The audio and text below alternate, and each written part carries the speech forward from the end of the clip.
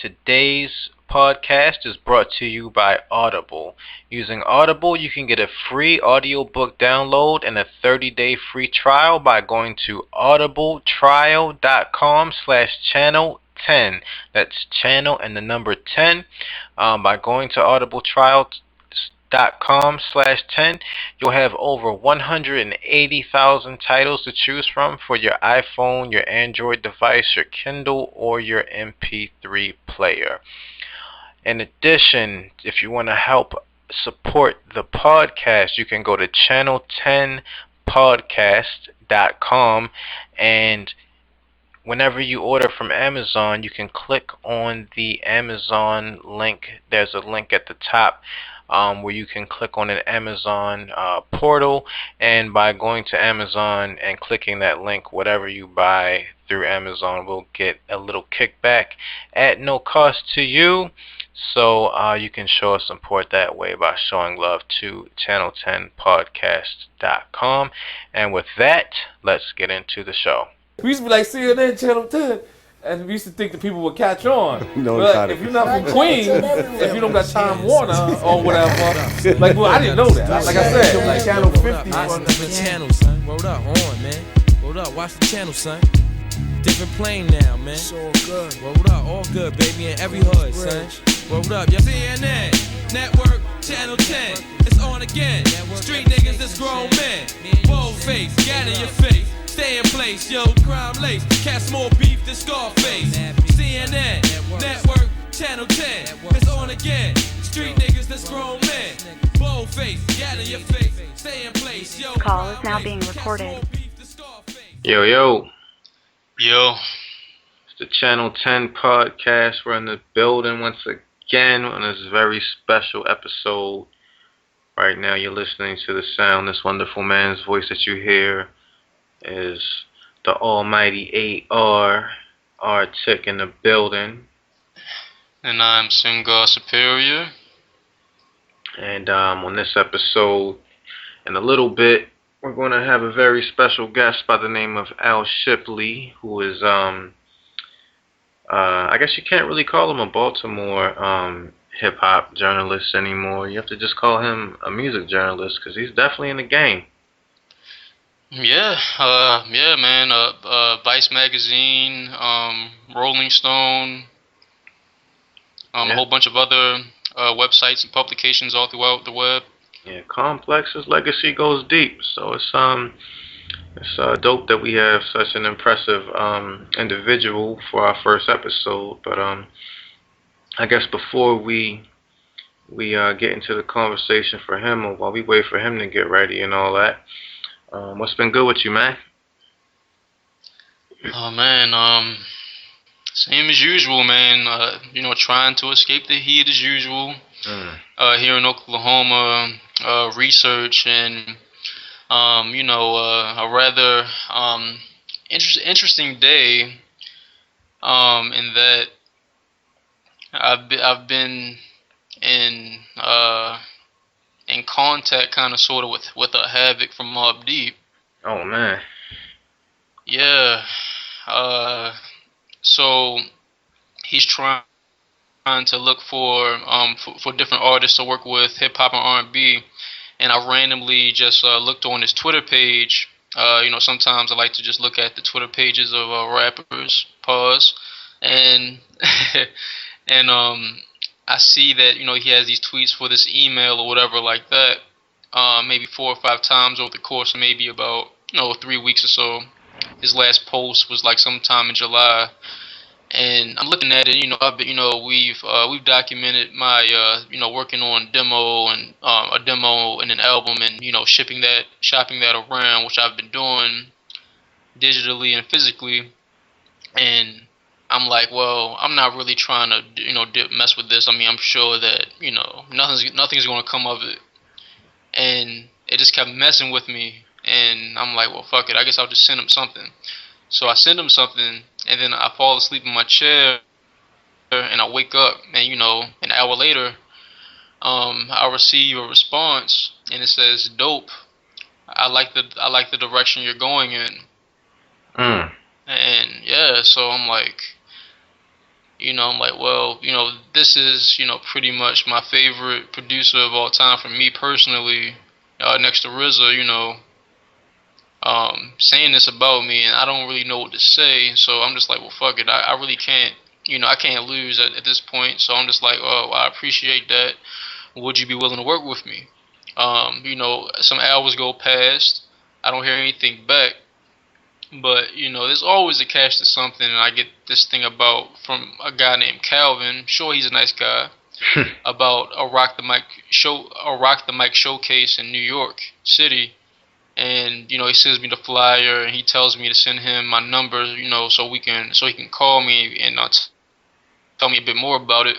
And then right after that, about 45 minutes later to an hour, Havoc hits me back, and he's like, I should say that the guy Calvin, he does mention in the email that Havoc told him about my music, that I should check it out, and Havoc told him to reach out to me.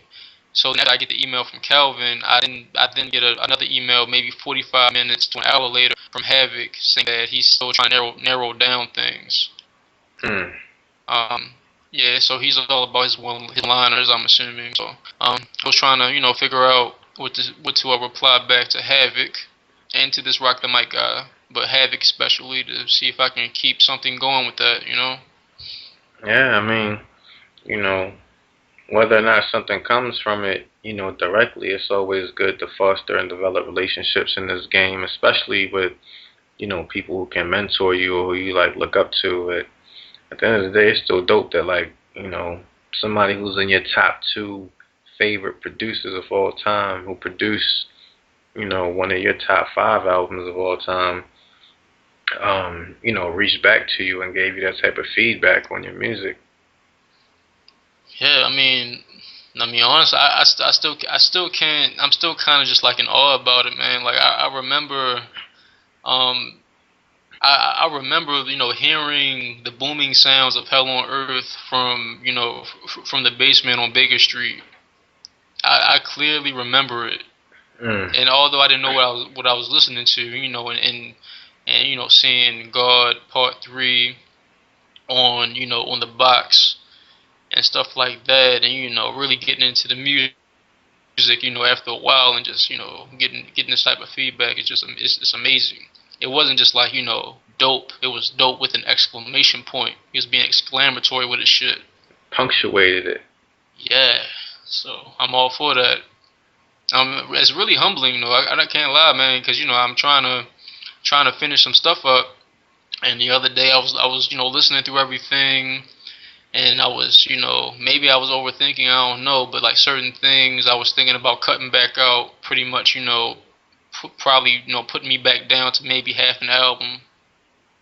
And everything. So, this was most definitely a boost in confidence. That's what's good, man. Congratulations. It's not every day that one of the greats, you can just reach out to them and they reach back and, they've actually listened to your stuff and, gave it some consideration. Yeah, man, if, and I've been trying to make this rule for myself that, if I do somehow, some way become like someone like him, I would try to make sure I would try to give time to demos and people reaching out to me. Although I know that it's a difficult thing to do. He was honest and he said that he's trying to narrow things down. Yeah. Whatever that means. So I'm just trying to have it in my head that I'll try to stick to that kind of formula that he has or something close to it. Yeah. I mean, yeah, listening to people's demos is kind of hard. You remember when we used to go to those shows and when you leave from them, you just get those collections of CDs? Yeah, man. I remember one person in particular, and I think you know who I'm talking about. He had a dealing with a really close friend. I guess there's no point trying to be cryptic, and I really don't know his name, so never mind. But but yeah, I most definitely know what you're talking about. Actually speaking of Mobb Deep, remember our boy that we saw at the first Mobb Deep concert we went to. Oh yeah, Shooty on Duty. Yeah, shouts out to Shooty on Duty. If you're ever listening to this, very dynamic personality. Yeah, man, we need to get him to do an intro or some theme music for us that we can use sometimes. Yeah, man. Well, yeah, well, maybe. Well, since we're talking about this, maybe we should like have a small like just like going back way back about the worst situation we've been in when it came to someone trying to get us to listen to music. See, I already know what the worst one is. You remember this dude? His name was the One. Yeah. You remember Yeah, I him? remember that. I remember that. Yeah. Yeah, he used to be out in Town Road Plaza giving out his CD or selling it or whatever. I think I still have it somewhere. And like the glue that he used to put the artwork on his CD was so thick that it wouldn't play in certain things. And like it was like he was trying to look like a Bone Thug and rap like a Bone Thug, and he always stank. Like he smelled like just garbage and feces, and like I would always see him at Town Road Plaza. I would see him at security. And the funny thing is, from my recollection, he could kind of rap, but his songs were just so horrible. And he would tell these stories about how he's from Chicago or whatever, and he's here doing this and that now. And then one day I saw him on a bus stop on Green Spring Avenue with a backpack on, probably going to Pikesville High School or something like that. And I'm just, and like this was before the times of internet to where now it's a lot easier to expose liars. But back then it was just you saw somebody in the street and whatever they said, if it didn't add up, then you're like, oh, okay. So not that I really believed anything that he said in the first place, but um, that was just crazy. we used to Yeah. we used to just listen to his CD and laugh. Oh man. Yeah, I think I remember laughing with you a couple of times about that. Yeah, man, that was good times. Well, I think if I had to say my worst situation was when I was at security mall, hmm and I was with a very close friend of mine actually. Speaking of Bone Thugs, he's I traded with him to get Busy Bone's first album, and me, him, and some other people, we went to Security Square Mall one time, and we were in the parking lot. I think his mother dropped us off. We were at the parking lot about to go in, and I don't even know this dude's name. He didn't even tell us his name. Uh, he just hello. Yep, I'm Oh, okay. listening. Yeah, yeah. So he just came up to us. And he was like, "Yo," and he just said, "Yo," and he just extends a plastic rack of nothing but CDs. And for whatever reason, I honestly thought that he was trying to sell like blank CDs to us. Which at the time, I could have, I could have used some, but we were just looking at him. He was like, "Nah, man, I got my mixtape coming out. Da da da da. Y'all gotta support me, man. Y'all some young dudes. I'm sure y'all listen to hip hop because y'all black." He really said this, and you guys should listen to it. I'm like, all right, well, I'm like, hey, man, if you're offering, I'll listen to it. I'll check it out. And he was like, oh, all right. And he just puts his hand out. And I'm like, why you putting your hand out? He's like, $5. And so, to make a long story short, I give him the $5 to get nothing but a CD that has nothing written on it, nothing. It's just a CD, a blank CD, just a CD. And I go back and listen to it, and it's just terrible. And um, I think I still have that CD in the basement somewhere in my archives. Oh, And I'm always surprised whenever I go back, I go through it and I listen to it again. yeah, we got to sit down and go through some of these CDs. We and stuff throughout the years. But Al, he just hit me. He said he's ready whenever. So we'll wrap this part and we will get back in just a second. Channel 10 podcast. We're in your area. Bow. Channel 10. Listen, for you, the listeners of the Channel 10 podcast, Audible is offering a free audiobook download with a free 30-day trial to give you the opportunity to check out their service. I've been using it for a while. I personally recommend you check out Ta-Nehisi Coates' new book that everybody's ranting and raving about. You can listen to it directly from him. He's reading the book. It's not too long. If you like podcasts, you'll probably love the book. And you can check it out by going to audibletrial.com/channel10 and signing up for your free trial today. With that, let's get back to the show. Peace. This call is now being recorded. It's the Channel 10 podcast. Myself, AR, and SingGuard Superior, and we have our special guest, Al Shipley, in the building. How's it going?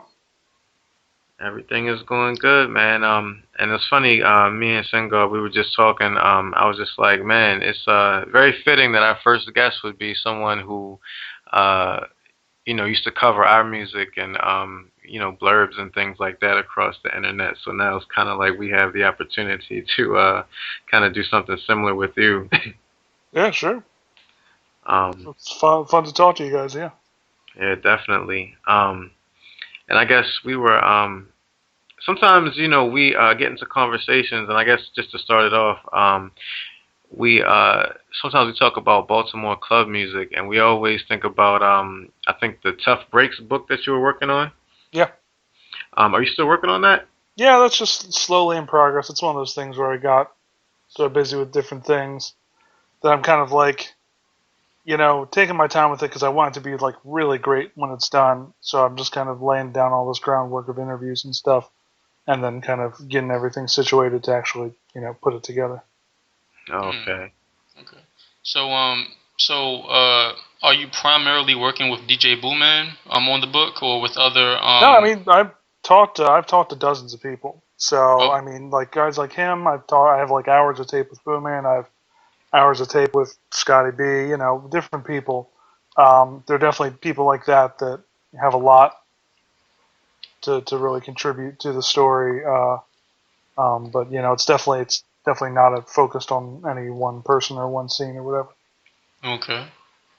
How complete would you say it is, or how complete are you in your research? It's still a lot to do. I mean, it's one of those things where at some point I'll kind of decide to stop, but you can keep pulling the thread forever.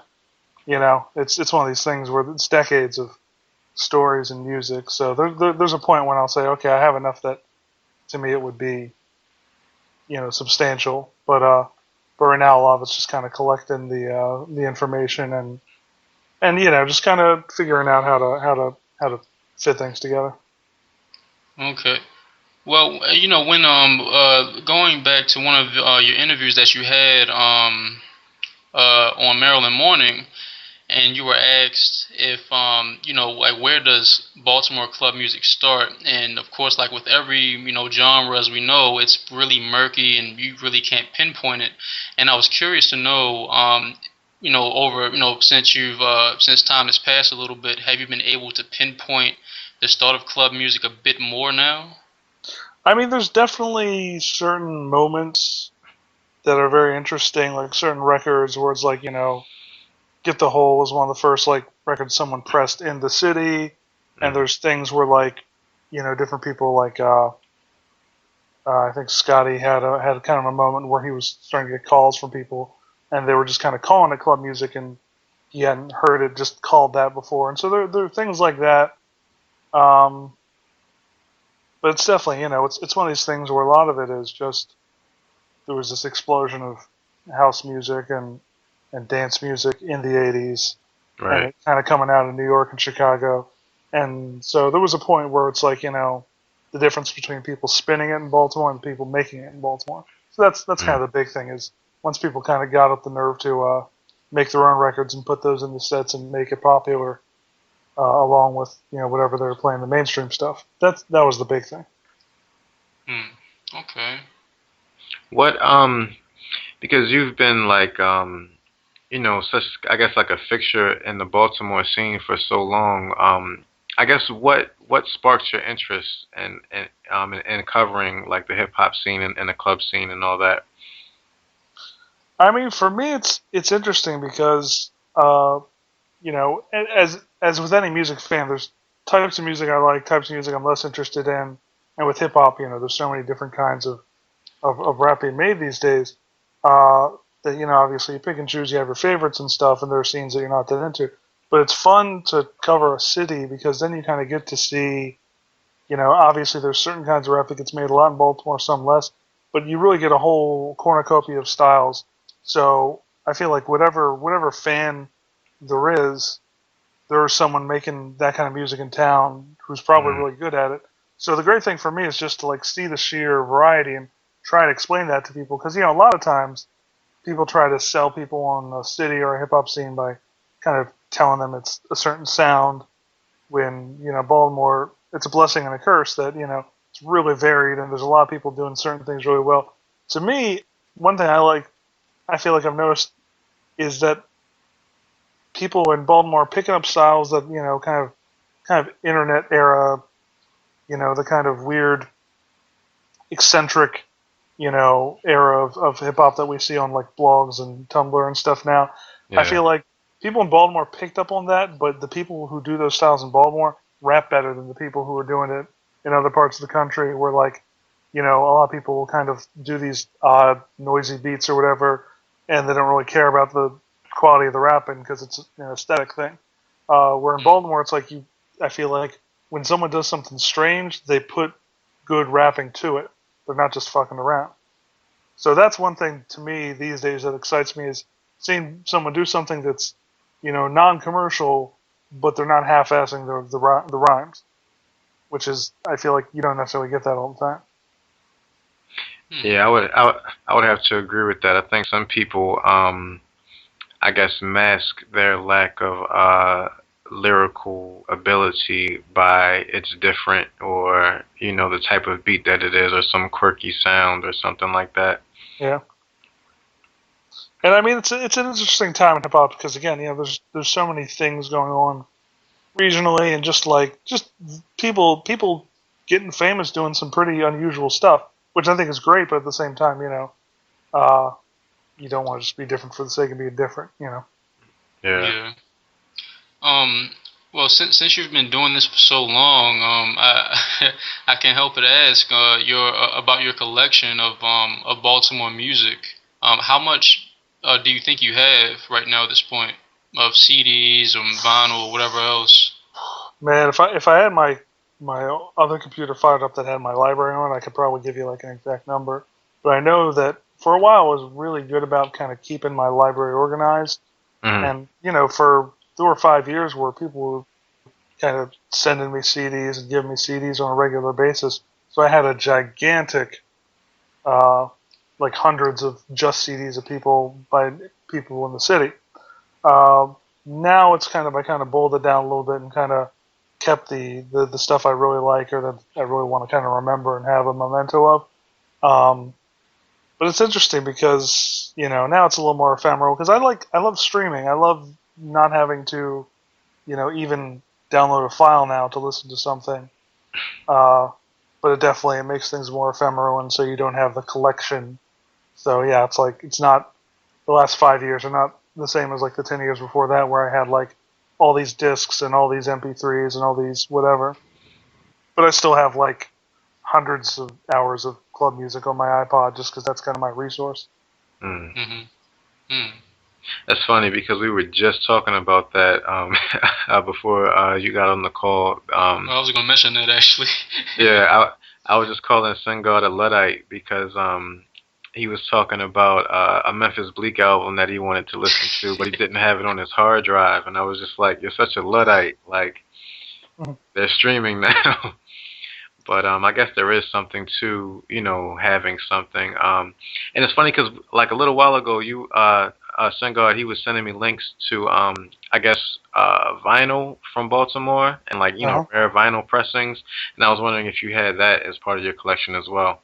Nah, I've always it's something I always procrastinate about and I think I might have to really do it this year. Is just get a good turntable because my old turntable broke, and really just get into that again. Because when I was younger, I bought vinyl pretty regularly, and I just haven't done that in a few years. But I moved into a house last year, and so I have a little more space. And I'm like, yeah, I should have kind of a music room, have space for records. That's dope. Yeah, I mean, I feel you on that. I've been procrastinating on the same thing. I guess too with your because you was talking about how like how you've kind of whittled things down into your favorites and the things that you want to remember, and that kind of made me think about your style like on government names when you would review certain things. One thing that I always appreciated is how honest you were about the music that you heard, and you would just point blank just kind of say what you liked about it, what you didn't, if you liked it at all or not, and how people might react to that.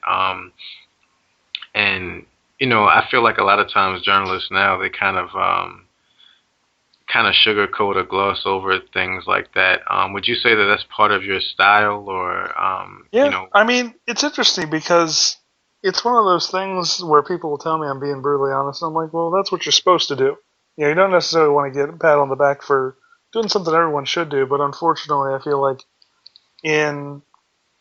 there's this weird paradox where the further down you get into covering independent artists or regional artists or local artists or people, if you're one of the few people writing about music who's not writing about just popular stuff or writing about the critically acclaimed stuff, but you're writing about just stuff that lands in your inbox or people you see in a club or whatever, there becomes this thing where you're writing about these small people, not necessarily people who they might be really interesting, but they're not making masterpieces. They're kind of working their stuff out at an independent level. But the people that write about that stuff tend to just get so enthusiastic and hyperbolic, and it's great to have enthusiasm for what you're writing about, but a lot of times you kind of get people in independent music press who are just kind of like, they're just trying so hard to get people interested, which I get because it's hard to get people interested in obscure stuff. But, they're trying so hard that sometimes they're just sugarcoating everything and they're making everything sound great, and then you press play and it is not what they're saying it is. So to me, it's like, the last thing I want to do is, sell anyone on something that they wouldn't enjoy. Right. And, obviously, there are going to be times when you rave about something and you're honest and someone hates it anyway. You can't control that. But at the same time, like, I want to go to bat for the things that I feel strongly about. And so I feel like it is one of those things where if you see me give 10 kind of so-so or negative reviews, and then I say, okay, this is the one, this I feel great about, it matters. So I feel like that's something that you just want to control your tone and be honest with people, because they're it's like if your friend is telling you everything's great every week and half the things they tell you is great suck, you're going to stop listening to their opinion. So with a critic, I feel it's the same thing. Well, yeah, I remember. Go ahead. Another example of you being brutally honest recently was when how you were called out with several other critics by Chuck D on on kind of panning the latest Public Enemy album, and then I noticed it's you have it a little backwards, but okay. Yeah, so I do. Explain it. Okay, so basically what happened was I write for Rolling Stone now and again, and have friends over there who edit. So basically, in December at the end of the year when they did all their like top albums of the year, there was like a top 40 albums of 2014, and it was to me I think it was a pretty diverse list. Like if you look at it, it was kind of like covering the whole gamut of like mainstream, underground, old-fashioned, new school kind of like the whole. To me, it was a very well-rounded list. I don't like everything on the list, but I wrote like 1 or 2 blurbs on it. But to me, it was a pretty well-rounded list of like, but Chuck D like called out, and because Chuck D kind of knows the editor Chris Weingarten, who wrote the 33 and a third book on A Public Enemy album, he kind of, but he went on and he's like named all the bylines of the people on the article: Aaron, Dolan, Drake, Gear, Reeves, Sargent, Shipley, Weiss. So he like kind of named. He threw my last name in with all these other people. It's like, gotta stop picking from a low bar just to appear hip to teens. And I mean, like half the things on the list are not, chart fodder kind of rap albums. Like there was the stuff on there that I can totally understand someone like Chuck D hating, but there was also stuff on there like Run the Jewels or whatever that stuff that's probably pretty close to Chuck D's creative legacy or whatever. But I kind of called back to this recently when I wrote about the new Public Enemy album, because I was like, I wish that this guy calling me out was right, and like, this list is bullshit and Public Enemy's the real shit.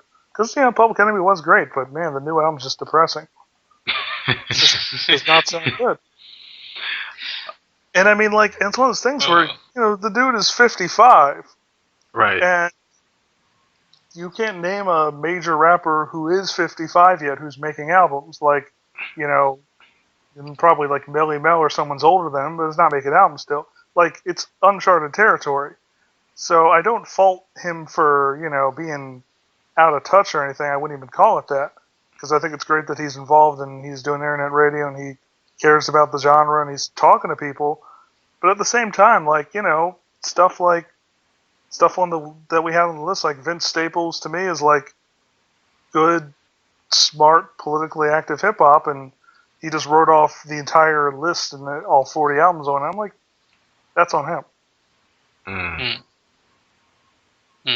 Well, now it's funny because I turned on the new Public Enemy album on Spotify, and I really meant to listen to it, and I just couldn't for some reason. But now that you have said, what you said about it, now I just have to listen to it more. So I guess, I don't know who these guys are that produced it, because I mean, like, and I don't know, maybe if Terminator X was still in the group, maybe he would have lost his touch too, and it wouldn't have mattered. But I mean, I'd be curious to hear what the people who produced the original Public Enemy albums would be doing right now, because I don't really care about what Chuck and Flavor Flav are doing with these new guys. It's just not the same stuff, Well, I thought Keith Shockley and the rest of the Bomb Squad were still producing albums with them. They all on it? I don't know. I was just looking at some of the liner notes and I was like, didn't seem like they had everybody back on it, but maybe I misread the liner notes. That goes back to that article I just sent you earlier, Singard. I think it was on Uncut, and it was just because you use 90s. Yeah, it was like, just because you use 90s drum machines doesn't mean that you're about to bring back the 90s. Yeah. And like it talked about how different people were able to kind of develop their style and embrace new technology, and even if they didn't, their sound wouldn't necessarily sound the same. And it's all a matter of how a particular producer grows through the eras, no matter what they're using or whatever. And some people just don't do it. Yeah. Well, it's funny because it's almost Pavlovian to the point where like people will just respond to certain sounds.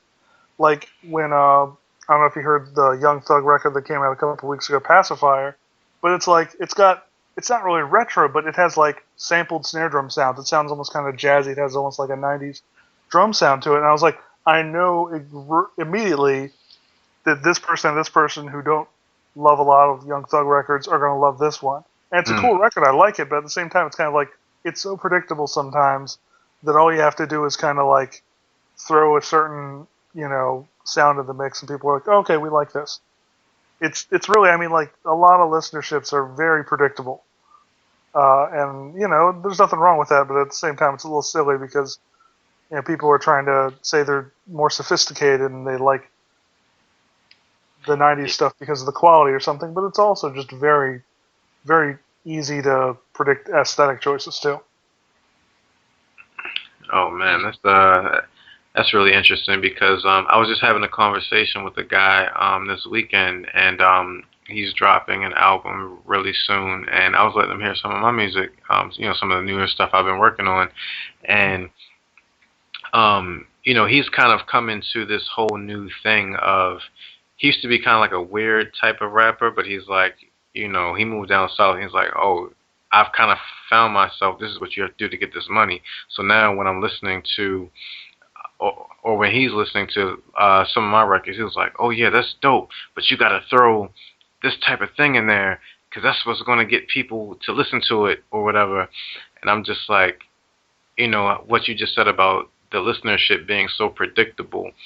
It's like, I know that it's that predictable, and it's like, do you want to exploit that and not necessarily be true to your art, or just do it and try to work around it some type of way? So that's kind of the thing I'm dealing with now. But it's like, it's really interesting how you said that the listenership is predictable, because that makes it kind of depressing. Mm-hmm. Well, I think it's one of these things too where it doesn't make the music bad, and obviously when there's kind of an air of cynicism to a choice, and it's just when people tell you that they don't even like what they're doing, but they're doing it because they know it'll be popular, that's obnoxious. But I think there's a middle ground where you can make gestures that hook people. But yeah, I mean, it's definitely it can bum you out if you think of it as like this A/B choice of either do the predictable thing that gets people attention or don't and be ignored or whatever. Being true to yourself can really connect with people too. So. Mm-hmm. Yeah, and I was always saying like people always talk about, I guess, the trap sound, and a certain sound is very prevalent in the music now, but at the same time, when you look at it, I would say that the top 5 artists of the past year or two, I would say Drake, Kendrick Lamar, J. Cole, Meek Mill, and Big Sean.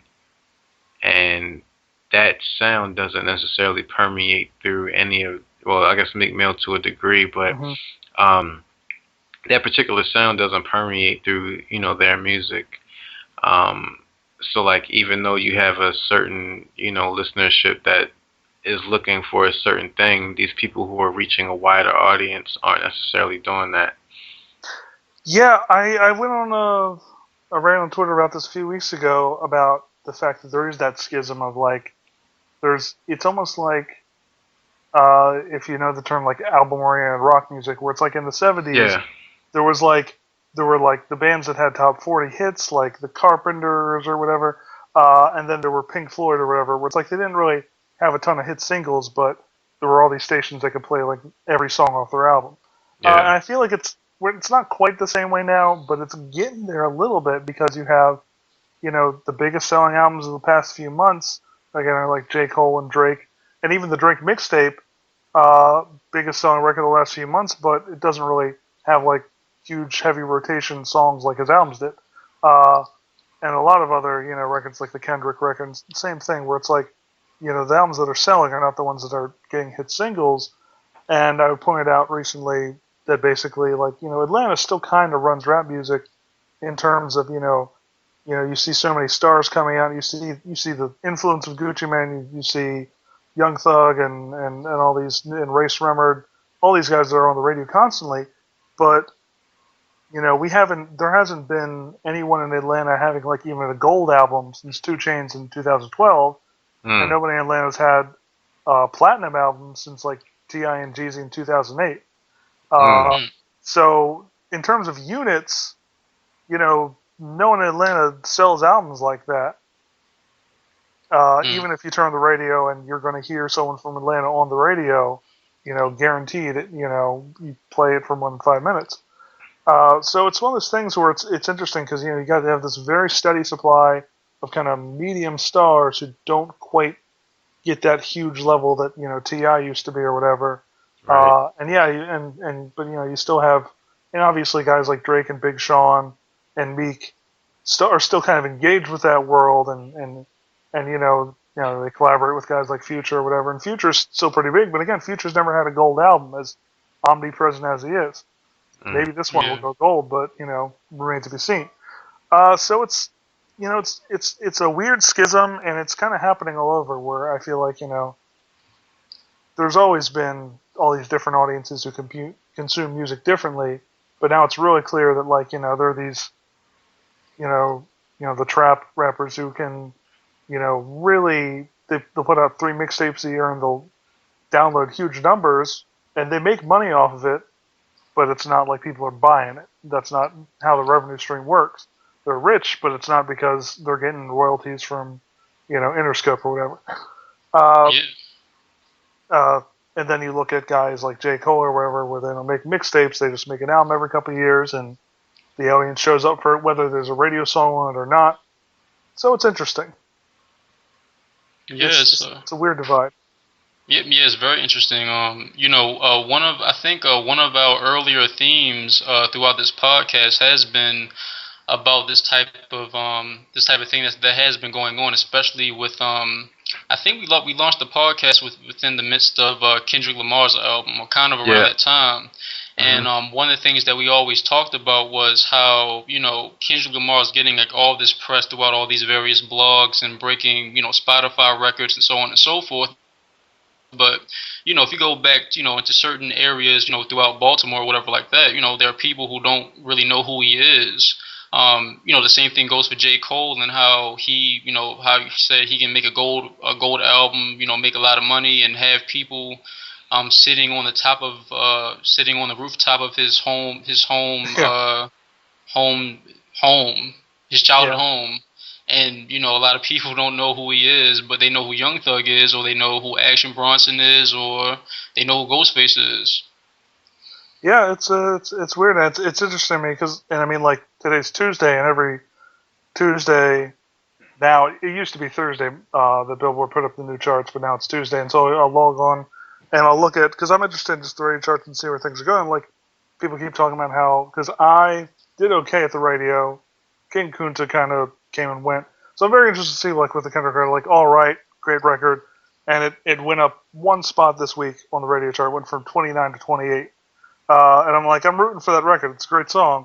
So it'll be interesting to see, and then you look above it and you see Ray Sremmer and you see, all this other stuff. So it'll be interesting to see, how All Right does, because that's obviously like a very radio-friendly record in the context of the Kendrick album, but not necessarily the most radio-friendly thing on the charts in general. But people obviously love that song and has a movement. And the video did great, so it'll be interesting to see that. What's interesting is I think I've been so busy I haven't had a chance to like really look at things recently, but I saw something recently about how there was some protest that was going on and the police came or something like that and they were arresting everybody. Yeah. And the protesters actually started singing that song. Yeah, I watched that footage when it went up the other day. And I mean and I was telling someone about it I wrote recently because the first time I heard that song outside of the context of the album was the night they lifted the curfew in Baltimore, and I went out and I think at the wind-up space at K-Meta dropped that record, and it sounded, obviously sounded amazing in that context that night, kind of to hear that kind of song. So to me, I have a memory attached to that song with that now too. Wow. I guess, given this conversation, if you were to classify your general taste, if you could, in hip hop, what would they kind of lean towards? I mean, I'm definitely, more. To me, because I grew up loving, I love Tribe Called Quest and De La Soul, and I also, kind of growing up and, being a teenager and Bad Boy era and the early Rockefeller era. So I mean, I kind of grew up when there was so much great New York stuff going on and the southern stuff was starting to happen, and it's just been great the last 20 years to just kind of see this explosion of variety where you don't really have to. Again, I feel like we're kind of post-regional now where there are people that only listen to one kind of music, but it's very easy to like it all or a lot of it. So yeah, I mean, for me, I get excited about what's going on now, but obviously there's a lot of stuff in the past that still sounds great. Yeah, because I was just thinking because you mentioned Ray Shremmerd or however you pronounce it, and it's like to me, I guess there's a part of me that's just straight '90s boom bap, lyrical miracle type stuff, and that part of me wants to hate it. But then there's a part of me that went to Howard University and was in those house parties and saw everything that was going down, and it was just like those songs are catchy and they're great and they're very well put together, and it's like I can say that I like their songs. Yeah, those kids they made a greatest hits album on their first try. They have like 4 singles off of that thing. No one Yeah. does that anymore. Like other than Nicki, they're the only people with that many songs already off of one album. So they did something right now. I mean, it's a fun album. I really think they did a great job, and it's one of those things where they kind of brought that off the wall energy, and I feel like it's funny because when kids come out and especially out of Atlanta and they have like the kind of crazy voices and the really goofy punchlines and the kind of weird melodies and the hooks like Ray Shremmer does and like Young Thug and some of these other guys do. The kind of classic hip hop fans tend to hate that, but it's like if you actually look back at the '80s and the kind of really aggressive early 808 stuff and like it's always been about that. It's always been about having some crazy drums and a weird voice and saying something off the wall. Like a lot of '80s and early '90s hip hop to me is like people really having a sense of humor about things and being willing to just kind of let it all hang out and be kind of weird and even flamboyant about it. And just the colors people were wearing and just the voices and the sounds. So Yeah. even if something like Race Sherman is not old school, to me it's not really that far from the spirit of what rap has been doing for a long time. And sometimes I feel like people miss the point of that. But yeah, it's like it's fun music. Yeah. When it comes to hip hop, we've talked about this before in the podcast about reinvention in hip hop and how it seems as if it's becoming more of a thing now. With artists like MF Doom and what's his name, Butterfly from Diggable Diggable Planets. Planets. Yeah, making Shabazz Palaces and Juicy J coming back and becoming more relevant to a younger audience. What do you Even think Run the about? Jewels. Oh yeah, that's right. Yeah, Yeah. even Run the Jewels and stuff like that. So do you think reinvention is becoming even like more of a relevant thing in hip hop today? Yeah, I mean, I feel like it's one of those things where, yeah, you get these interesting second chapters. I mean, even when you think about, like, Cool Keith, which was, his solo career kicked off a long time ago, but, like, the Dr. Octagon stuff kind of happened years after, his original group came out and came and went.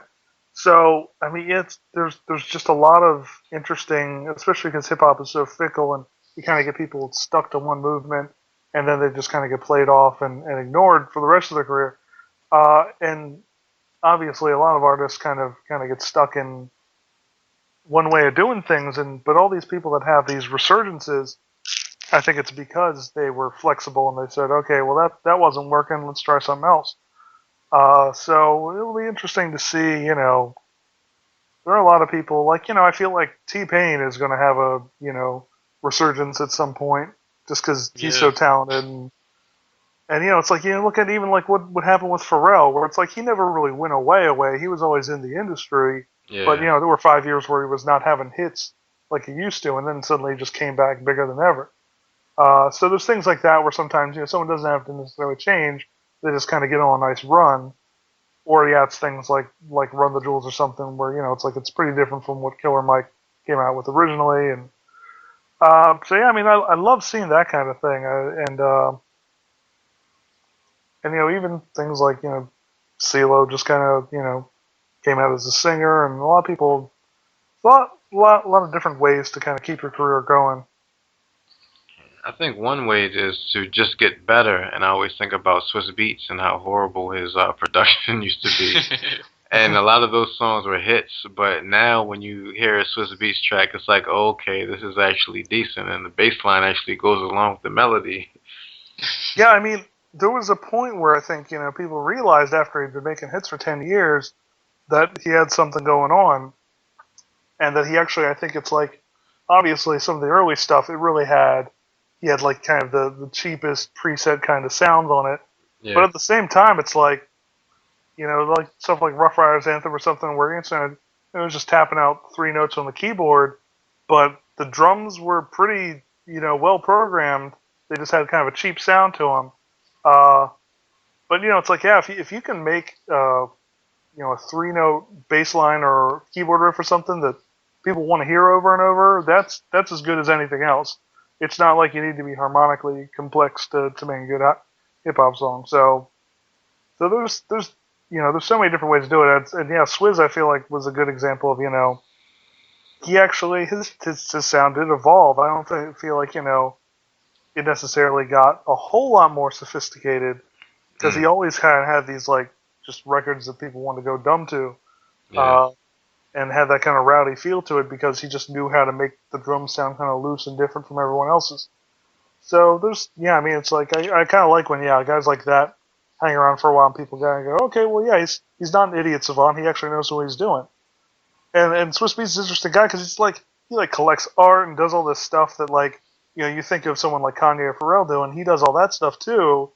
He's like a pretty sophisticated guy who just happens to make club records, Yeah, the thing that interested me about him is that actually I think he went to some special Harvard business school for people who are already millionaires or something like that, and he lived in dorms and like got his college experience, and he's getting some type of like special MBA for people who are like already masters in business or something like that. And he said he was I think on the lower rung of the types of people who attend that particular school at Harvard. So, I guess people will surprise you, especially, coming from, I guess, Rough Riders Anthem, he was probably in his teens when he made that. Yeah, I think he was like 17 or something, yeah. And he was like, related to the people who owned the label, so I think people were just kind of like, they're just letting this kid do some beats. But, those were the tracks that, got bigger than like even the Dame Grease beats or whatever, so there was something to it. Yeah, definitely. I guess since we're talking about things that are going on now, it's funny because I was just looking online and I see Meek Mill has just responded again to Drake with a new freestyle that he just spit a cappella. What are your thoughts on this whole Drake Meek Mill situation? I mean, to me, it's just depressing because it's like. Because, it's like, Meek, I think, he makes great music, and it's one of these things where he, to me, is such a throwback to, he's like kind of comes from this kind of state property lineage of like, rappers like him don't really make it in the industry anymore. So someone like him to have a #1 album and to be pretty relevant in 2015 when everyone else is Drake and J. Cole and Big Sean and, kind of different, not really this kind of East Coast aggressive rap. To me, I thought it was great. So it's just, to see him have this great moment earlier in the summer and then turn into this whole embarrassing thing with Drake it's just a bummer. Because, I mean, everyone's like, oh, his career's completely over. I don't know if that's true, but it's definitely a chink in his armor. It's not great for him. So, and, it definitely feels pretty one-sided right now just because Drake kind of knew how to handle it and kind of beat him into submission, and he's just kind of not really coming at it the right way. So yeah, I mean, I think that Meek had everything that he needed to like if he would have come with a strong track when he was supposed to, he could have like straight demolished it. But I think people like me, like I listened to Hot 97 that Monday when he was supposed to drop the song and the song didn't come, and I sat there and I listened and I was like, oh yeah, this is just like when I was in middle school when I was trying to hear something, and then it just didn't come, and it was like oh, I think that's one of the things that pissed people off the most. Oh yeah, no one wanted to listen to Funk Flex all night. That pissed everyone off. Yeah, but yeah, I mean, I hope he comes back because it's to me it's nice to see this kind of competitive type of thing that's not completely subliminal. and the thing with Drake is funny and all that, but I do think that Meek has a certain point when it comes to the ghostwriting aspect of it. Because a lot of people, they'll say, well, you don't know the music business and all this and that, but it's like there's a difference, to me at least, there's a difference between the music business and the rap business. And if you're supposed to be, one of the greats going forward, you have to answer to exactly what was going on with that whole ghostwriting thing. So I was curious to your thoughts about that. Yeah, I mean, it's just weird because, I mean, you kind of know that, there's certain people like Kanye where it's kind of, he had all day with all these, Lupe and Kendrick had writing credits on, and then you got the reference track with Kendrick saying some of the same lines as him on it. Like, people know Kanye does that, and Kanye's a producer, and it's a different deal. Where, Drake is, presents himself much more as like, he was always, even if he was kind of the pop star rapper, he was always just big on punchlines, and he was giving lines to whoever and writing stuff with Wayne or whatever. So he was always presented that way, and I don't think people really doubt that he can sit down and write a 16 by himself or whatever. But it's just funny because, it's like you just wonder, especially because, he got all these writing credits with this Quentin Miller guy on the mixtape. They dropped out of nowhere when people weren't even really expecting it. Yeah. Like, why are you just making more music than anyone really needs? And getting help, you know what I mean? Like, it's like he, it's cool that he kind of has changed things up and just throws songs out on SoundCloud and they become hits and stuff. But it's like, it's like it's just a weird thing where it's like, it's one thing if you write that much and you just have the music, but if you're just like, getting help just so you can stay ahead that much, it's kind of silly. So that part of it was kind of weird to me. But and also it's just like things like you think about what Drake has done that people love in the last few months, and then you listen to the reference track and someone else is saying running through the six with my woes, and that's like the big thing people are about right now. It's kind of like, I mean, if this guy's coming up with like the big hooks that people love, that's not a small thing. Like if he was just feeding him just a few throwaway lines that people don't really remember, that'd be one thing. But it's like that's the big thing people remember from that album. So it's kind of like. Yeah. That does raise my eyebrow a little bit, where it's like, if he's given Drake hook ideas, and Drake is supposed to be this guy who never runs out of hooks and always has all these catchy things that people like, that to me I was a little surprised by, and just the fact that like he had Quentin Miller had some writing credits on there, but then like the actual song that Meek was mad about, Rico, there's a reference track for that with this guy, but he doesn't have any credit on Meek's song, so it's kind of like. Yeah. It's a weird, inconsistent thing. It kind of raises your eyebrow. So, yeah, that Rico verse to me. Well, we've had a conversation about this. I thought the Rico track the Drake verse was just horrible. Yeah, and you could tell that he didn't write it. But the scary thing about I think what makes Drake so scary is the fact that he can come out with two songs about some type of relationship. Just totally aimed toward the female demographic, but then within the same day he'll just add like another bundle, another song to this bundle of songs about Meek Mill that's really subliminal. Then the next day he drops another song that just kills Meek Mill, and it just makes him really scary because at least with these diss songs, you can pretty much tell that he wrote them. Compared to his Ricos and all this other stuff, like the thing with Skepta that he came out with some weeks ago, or whatever else like that. WizKid from Nigeria. Yeah, I don't think he wrote that one. Yeah, I didn't listen to that one, but yeah, I mean, it's hard for me because again, it's like, I think he made it his own to some extent, where it's like, I never just hearing the verse, so I was like, oh, that's a Drake verse. It's okay. It's whatever. But, there was no point where I was like, oh, this sounds like it was written by someone else until it got brought up that way. So, yeah, it's hard to say. I mean, we can speculate, I guess, which stuff is written or not. But yeah, it's just, it's hard. It's a strange situation because, there's so much you don't know. Yeah, I guess it kind of puts an asterisk next to his name, and I don't know what just came to me. I don't know if you remember when Lord Superb was talking about he wrote all this stuff for Supreme Clientele. Yeah. Like, and then, Ghostface was just saying, like, well, we were all in the studio vibing, and he might have thrown a line out here and there. Mm-hmm. But, he wrote the whole verses. But, I guess because of Ghostface's legacy, we just take that as face value. I mean, he's in my top 5 rappers, but I take it as face value, that Lord Superb was wildin'. But then if some reference tracks were to come out, that would hurt my heart.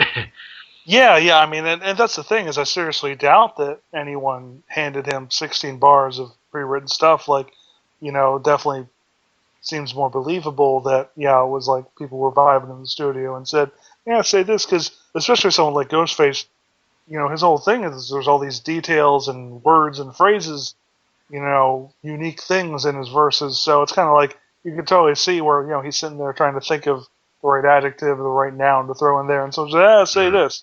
So that, makes sense to me. And I'm sure Wu-Tang in general was like that. But, what's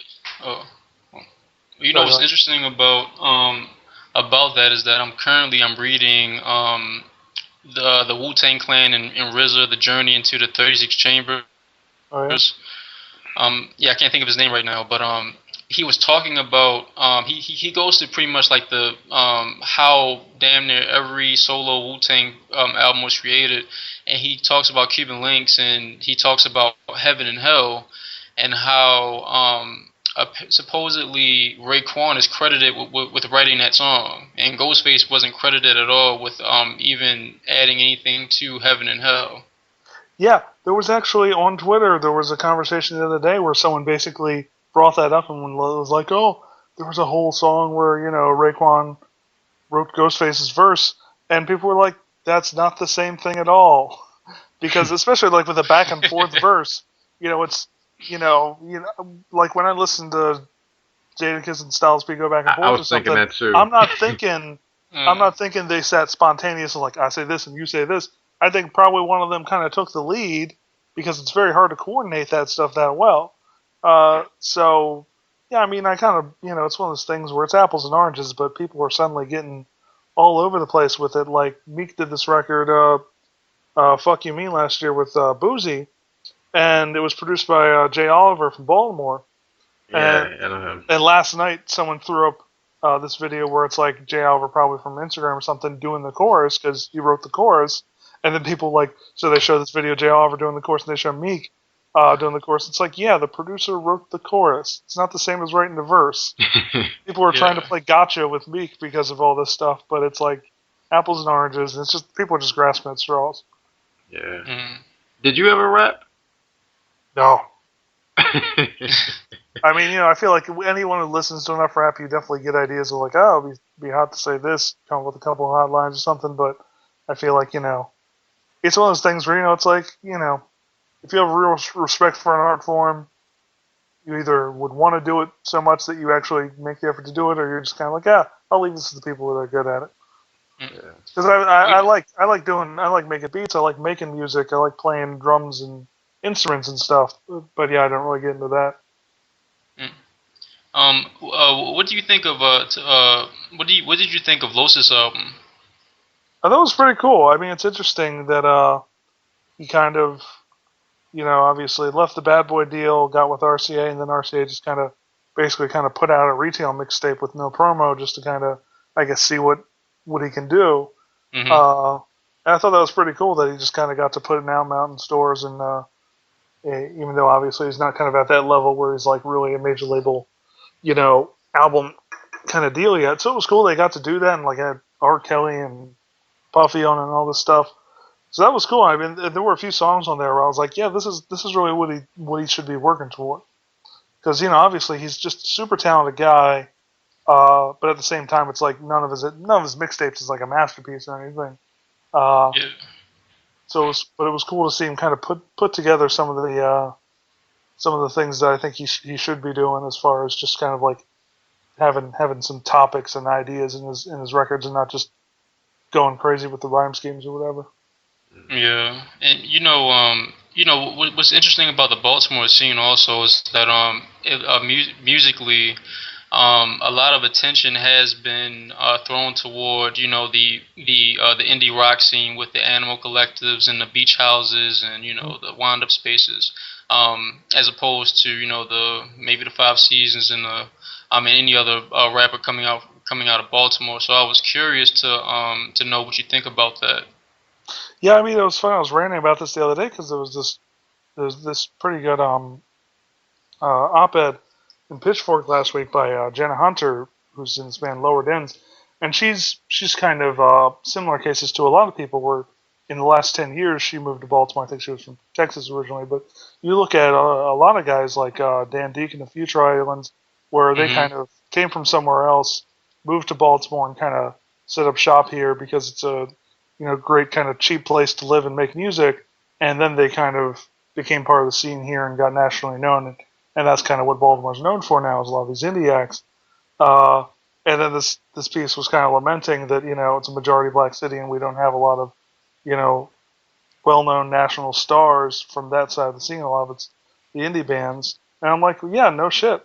Because yeah, I mean, Pitchfork and a lot of these outlets are obviously interested in these bands, and it's one of these things where with rap where it's very difficult to kick the door open. And it's funny because people in Baltimore still get hung up on the idea of like, oh, you get one rapper and it'll be like Houston where everyone gets signed at the same time. Um, and I don't feel like rap is regional like that anymore. You see where it's like you get a big star from Toronto, you get a big star from Detroit or whatever, and it kind of helps the city, but it's not like people look at cities that way anymore. Yeah. There are places like Atlanta that are still kind of a big big area for kind of having a lot of like-minded artists. Chicago's still a little like that, but I feel like Baltimore is interesting because you get pretty different people working alongside each other, and it's cool because like King Los is a certain kind of artist, and he's thriving, and it's great. And right now you have Young Moose and some of these other guys doing well, and Test is signed with Future, and Tate Gobang just got signed with 300. So it's like, Yeah. and these are all fairly different guys. So to me, it's exciting to see people who represent different sides of the scene getting out there and doing something. It'll be interesting to see how they do. Because again, I feel like it's a very different world than like 10 years ago when Boss Man and Mully Man and those guys were popping. So Hmm. The thing about at least from what I've noticed, and I haven't really been paying that much attention to it, but with the forming of like Wham City and stuff like that, at least within the indie scene, it always seemed to me as if the indie scene was a bit more cohesive compared to the Baltimore rap scene that's always seemed kind of spotty, and you have these different types of factions going on. So do you think maybe this kind of idea of being forming collectives within the indie scene in Baltimore helped with them getting more noticed? oh, hugely, yeah, there was a whole power numbers thing, especially because like there were shows like kind of round robin shows where they would kind of like each person would do a song. They kind of go around the room. That was one of the big things that came up with Wayne City a few years ago. And it was cool because you could go to these shows and you would hear like 10 different acts, and none of them were really doing the same thing, and no one felt competitive with each other. It was very, very much a kind of supportive thing of these people that had the same general creative spirit, but were not trying to be the best of this kind of band or that kind of band. Uh, where with rap it's so competitive and everyone's trying to be the superstar or whatever. So yeah, there's a little less of the communal thing with rap. Although it's like even like with Wham City, it was interesting because Height, who goes back with Wham City people and has kind of he's been rapping in Baltimore for like 15 years, and he tours all over the country. He tours Russia. He's like one of the most hardworking DIY rappers I've ever seen. But he's just this weird dude from Baltimore who kind of does whatever he wants, and he's not like it's interesting because he's like this white kid who worships like Schoolie D and all these really old school guys. So he's just like totally on his own path, and he did the wraparound Robin things where he kind of brought in people from different parts of the scene. So he get like Easy Jackson, and he got like uh, Brownfish kind of involved before Ooh passed away. So it was interesting that like that was a really cool moment to, and like Kane Mayfield and some of those guys. That was an interesting moment where like you kind of got to see how the Wham City side of the DIY scene in Baltimore could connect with the rap scene and the other people that are doing rap on an independent level and are not necessarily, because there's a lot of people that are doing underground rap in Baltimore. They're completely different kinds of Baltimore rap, of like underground stuff. There's because it's like it's one of those things where to be commercial at any given time in rap kind of means one or two different things. There's a couple different ways you can become a big star, but to be uncommercial, sky's the limit. You can do whatever you want. So you get a lot of different people doing a lot of different things. So that's like the wraparound Robin thing. They took it on tour in the spring. I think it did pretty well. But for a while they were just doing it in Baltimore once a year, and it's just an amazing show because you get like 8 hip hop acts and probably 5 or 6 vastly different styles. They just kind of go around the room and everyone does a song, takes a turn. They just do go around the room like 3 or 4 times for a couple hours. Interesting. Are you aware of Heights? I'm not actually. Nah, I am not either. Yeah. He a lot of his records are under the name Height with Friends because he kind of built this group out where it's a bunch of other people kind of throwing in verses and stuff. But he just did. I think his latest record is actually because his last name is Keach, and he really says Height Keach. But he also has records that are just Height. But yeah, check him out because he's been rapping nonstop, like just putting out records consistently, playing shows consistently for like 15 years. But he's just so off the beaten path stylistically that people don't even really realize what he's doing.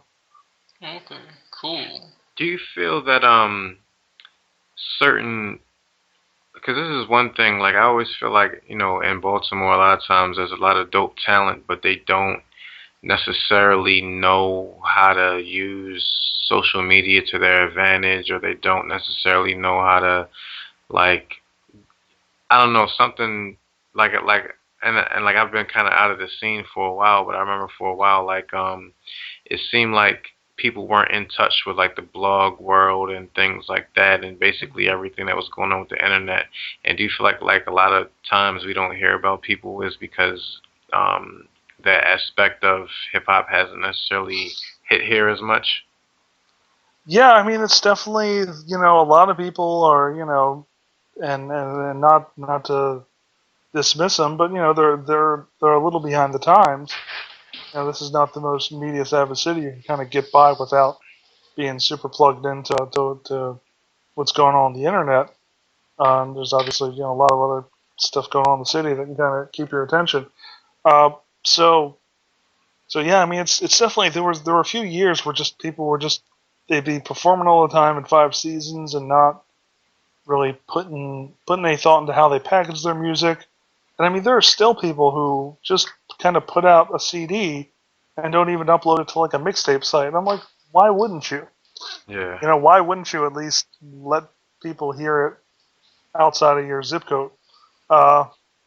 So it's frustrating because again, yeah, there have been some great talents in the city who just weren't net savvy, weren't press savvy, and that was for me a lot of the fun of what I've done is being able to just kind of be open to people who don't know a bunch of journalists or a bunch of websites, but they know me, and I'll actually write about their music and give them an honest opinion or whatever. So that's been great, but it's also it's bittersweet because at the same time it's like, sometimes it's I hear something great, but I just know that without me or somebody really giving them a big push, the record's not really going to get past where it's already gotten.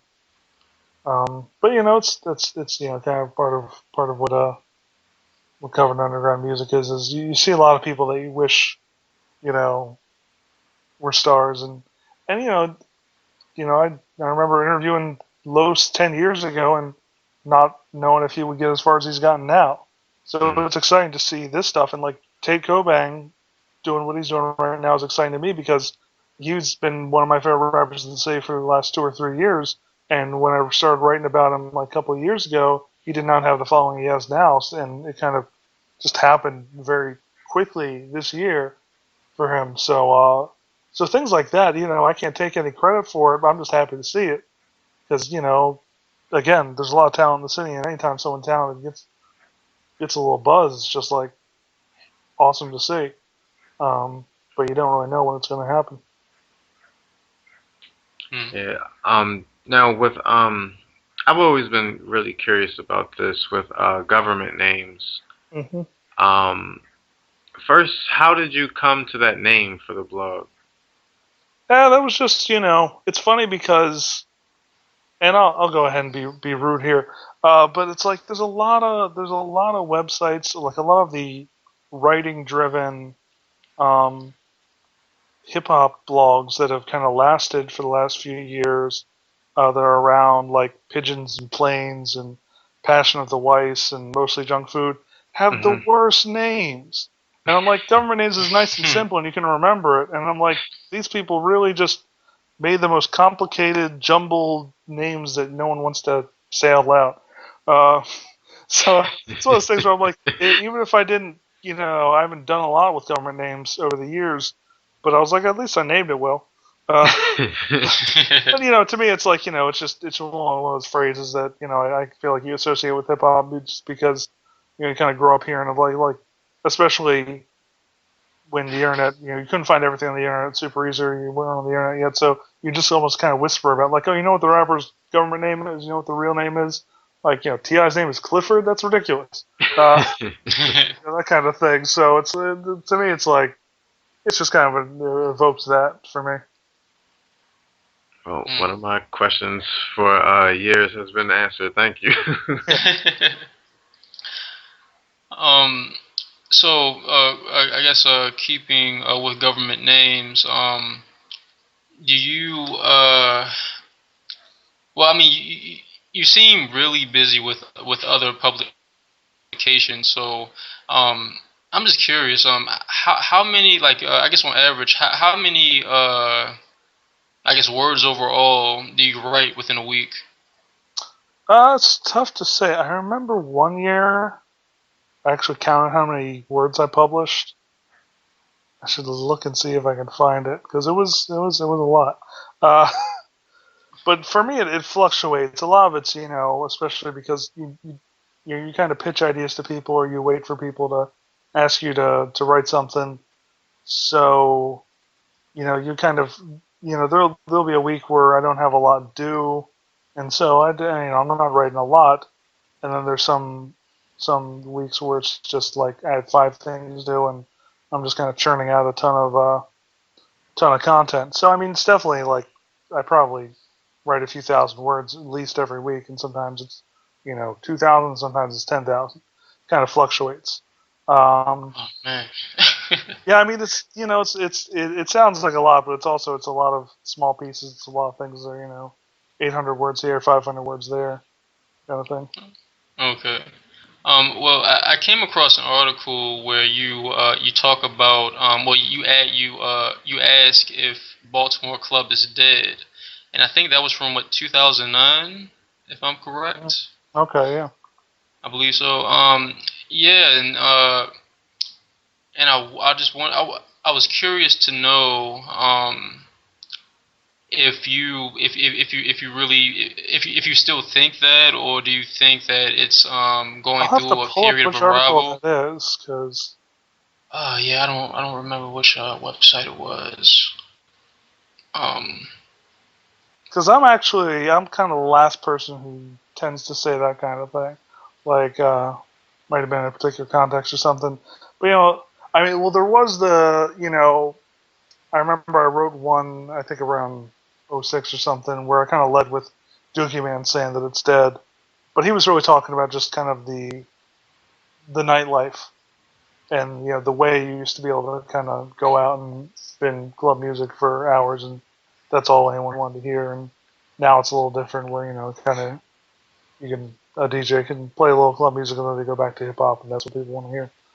So I mean, there's definitely it's interesting again to talk to guys who've been doing that forever and been part of the music and help make it, because they can really tell you how the scene waxed and waned and how things changed after certain record stores folded or certain clubs closed or whatever.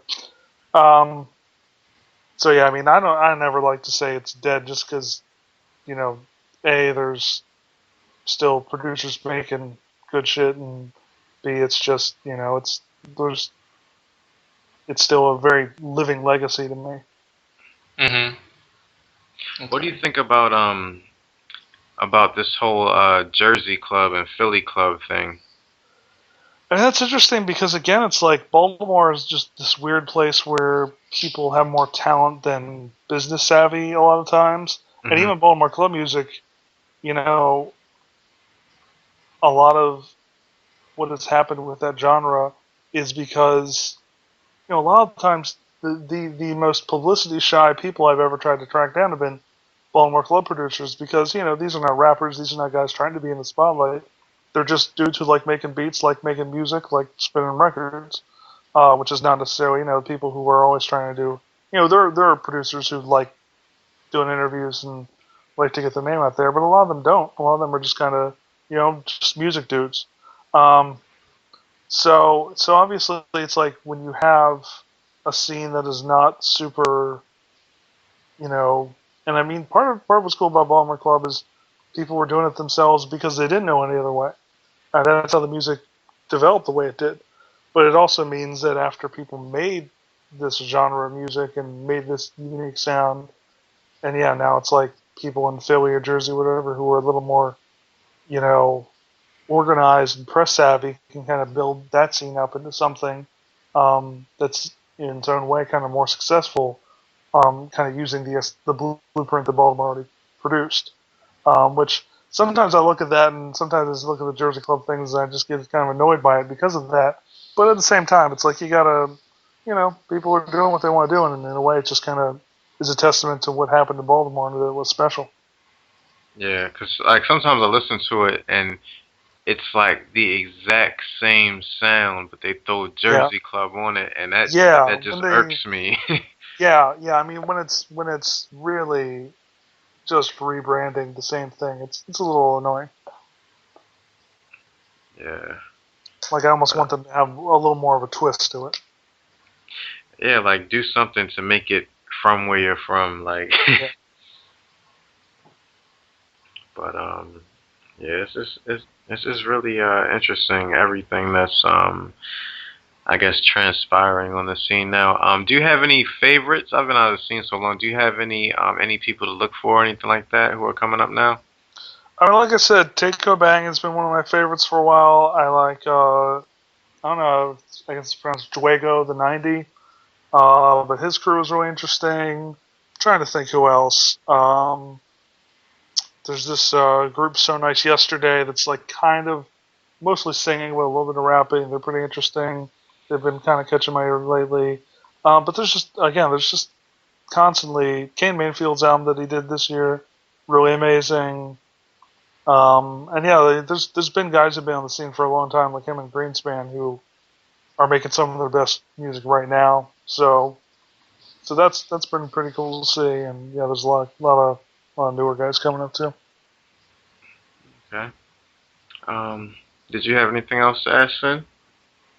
Nah, I think I'm pretty good over here. Yeah, I'm trying to think of anything else. Did you Al, did you have anything else to add? I don't know, man. We covered a lot of stuff. Yeah. Well, actually, I do have one more question. I was curious to know with the whole transition with the city paper and all being, Oh yeah. Changing ownership. How has that been for you? With your relationship with the city paper and everything like that. I mean, it's interesting because as a freelancer, I think people never really realize how different that is versus staff. Like, I think if you were asking anybody who works in the office, they'd tell you 100 things that are different. But for me, it's been pretty much the same. I mean, concurrently with that changed. There's been some staff changeover, so there's different editors I'm working with as opposed to who I was working with a few years ago. But guys like Evan and Brandon who are kind of running things now are doing a great job, and it was really amazing to see how much they stepped up with the uprising and with the protests and covering all the Freddie Gray stuff. Like, that's been exciting to see, and just see that spirit of the paper really, especially because City Paper was doing a lot of really vital stuff in that the Sun kind of couldn't do. Even though the Sun owns the City Paper right now, there's still a huge, not only a separation in like their newsrooms are separate and they can't really influence each other. It's kind of, that's the idea. But it's also just like there's a lot of stuff that an alt weekly can get away with that a daily paper could never get away with. So I mean, it's interesting that like I feel like that was a great testament to how the City Paper is still the City Paper, that they were able to do the coverage they did this year. Cool.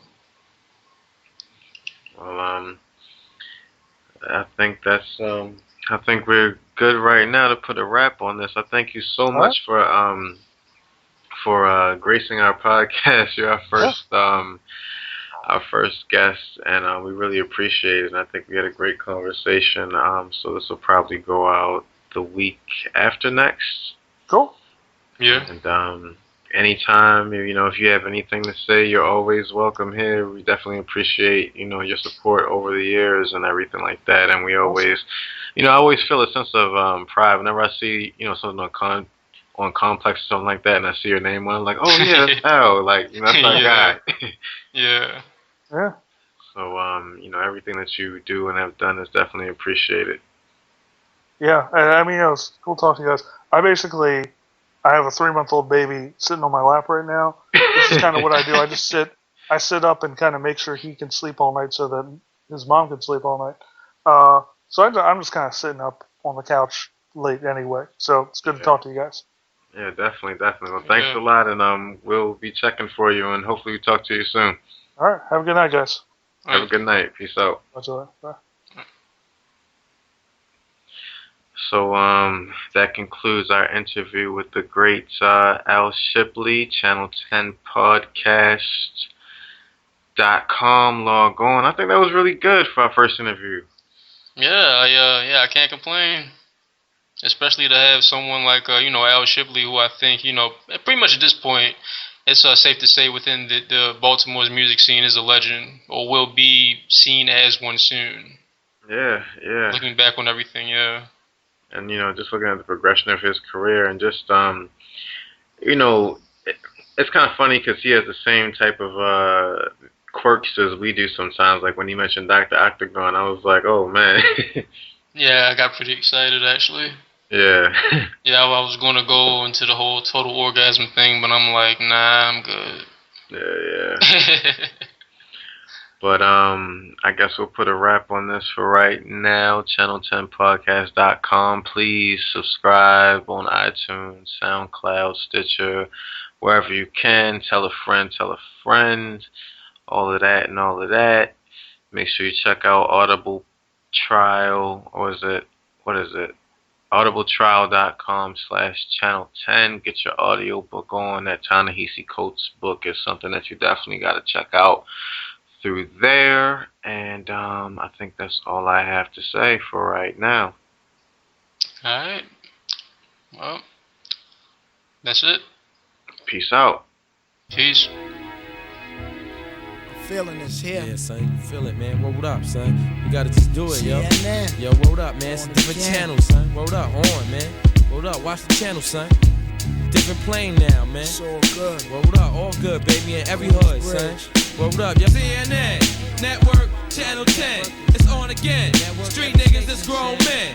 Bold face, gat in your face. Stay in place, yo. Crime lace. Cast more beef than Scarface. CNN, Network, Channel 10, it's on again. Street niggas, that's grown men.